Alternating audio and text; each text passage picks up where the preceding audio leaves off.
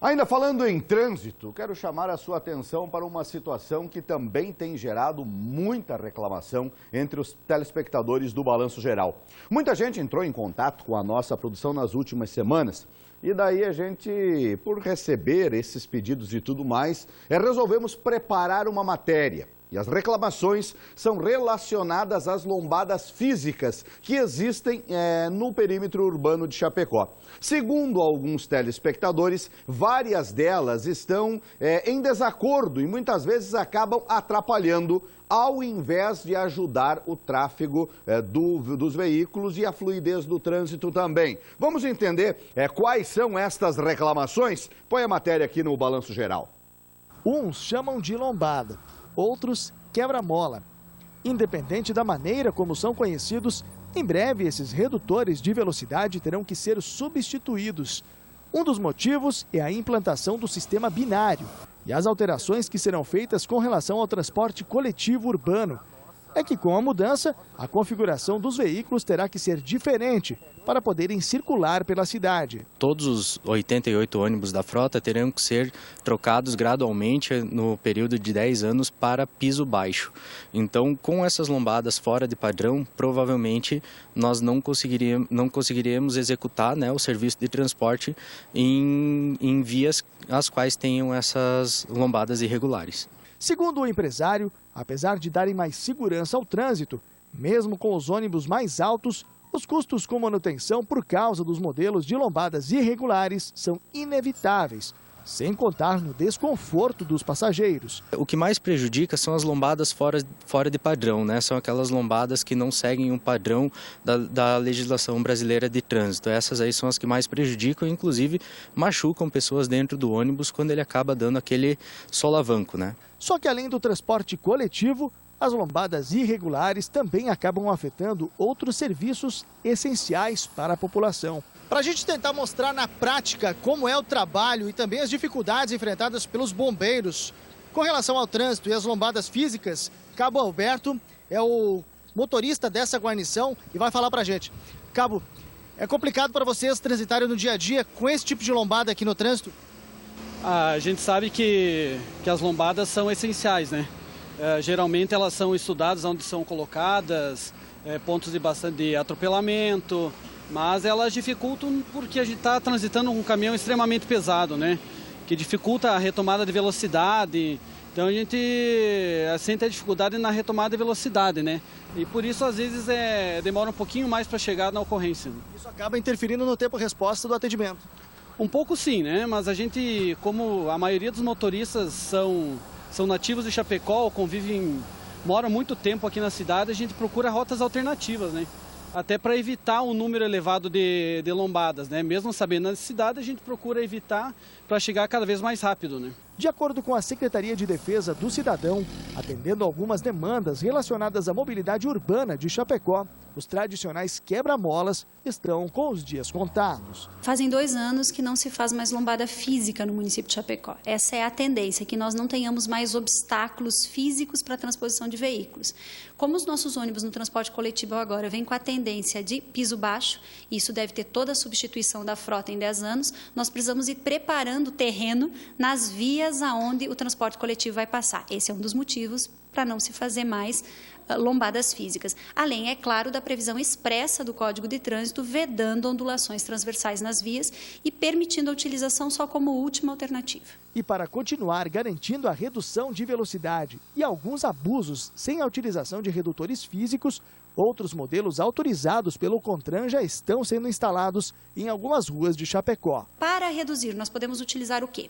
Exemplo, chincanas, é o que nós estamos fazendo na 7 de setembro, faremos também na Israel. Nós vamos fazer um estreitamento de pista, obrigando o motorista a reduzir a sua velocidade para poder passar naquele espaço reduzido, consequentemente reduz velocidade. Segunda alternativa, nós temos faixas, que são linhas de retenção, em que dão a sensação de que eu vou ter um obstáculo à frente, e é só pintura de pista, não tem nenhum obstáculo. Utilizamos também sinalização, e a população deve ter observado já, próximos às escolas nós estamos com Devagar Escola, com placas indicativas também, ou seja, a ideia é substituir todo obstáculo físico por obstáculos de sinalização e por situações visuais, indicando ao motorista a redução de velocidade. Mas voltando à questão dos bombeiros, a existência de lombadas físicas é hoje o menor dos problemas enfrentados durante o deslocamento. O que mais atrapalha as equipes é o trânsito e principalmente alguns motoristas que não sabem o que fazer quando precisam dar passagem para a viatura. Nós sempre orientamos que a pessoa ligue o alerta e vá adiante, né? Que ela abra esse canal para o deslocamento da viatura. Caso ela seja multada, seja notificada por esse comportamento, simplesmente ela desloca-se até uma organização do Corpo de Bombeiros e solicita uma certidão de ocorrência. Nela estarão os dados do atendimento, desse deslocamento da guarnição, que poderá aferir essa transgressão, esse cometimento aí dessa infração de trânsito. A lombada física sempre é uma discussão tremenda, né? Por quê? Porque a gente sabe de algumas pessoas que excedem a velocidade, que tem uma pressa danada, né? Tem uma pressa danada, o pessoal não para em cruzamento, o pessoal faz todo tipo de loucura porque a pressa é algo impressionante, né? Aí, em locais onde tem grande movimento, escola, crianças, áreas de saúde e tudo mais, em alguns outros pontos, até para estabilizar e diminuir riscos, o pessoal vai colocando as lombadas físicas. Sempre foi uma prática comum.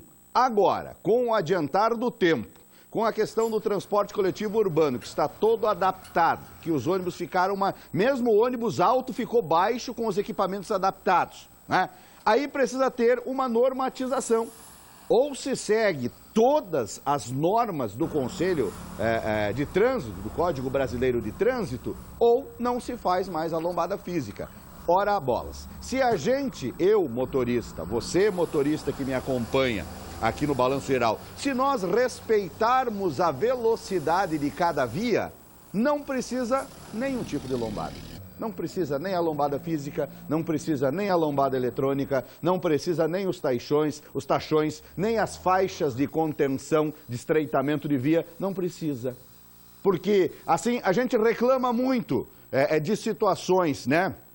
Só que nós praticamos atos que provocam as falhas e nós podemos mudar a atitude, mudar o conceito, ir mais devagar, respeitar a sinalização de trânsito e principalmente respeitar a legalidade daquele momento da velocidade permitida. Qual é a velocidade permitida na via? É a 40 por hora? Por que eu vou andar 80? Eu sei que é 40. Eu sei que é 60. Por que eu vou andar 90, 100? Então, é da vontade, é do gosto de cada um. Aí você veja como uma sequência de atos falhos, de um costume que não é bacana, a gente provoca tantos outros problemas, né? O bombeiro na dificuldade para socorrer gente, para atender incêndio. Aí eu estendo essa preocupação para o SAMU, para a Polícia Militar, para a Polícia Civil, para os agentes de trânsito, para a Guarda Municipal, para a Polícia Federal, né? E tantos outros, ambulâncias até de hospitais particulares que precisam de deslocamentos em situação de emergência, acabam ficando com esse tempo-resposta prejudicado devido à necessidade das lombadas. Então, vamos mudar os nossos conceitos, gente. Vamos mudar as nossas atitudes. Vamos andar mais devagar. Vamos melhorar o nosso dia a dia, né? Aí, quem sabe, esses problemas triviais acabam ficando longe. É questão de educação e respeito. O certo, todos nós sabemos. A partir do momento que a gente tem a habilitação, tem a carteira de motorista, o certo todos nós sabemos. Pena que muitas vezes não praticamos.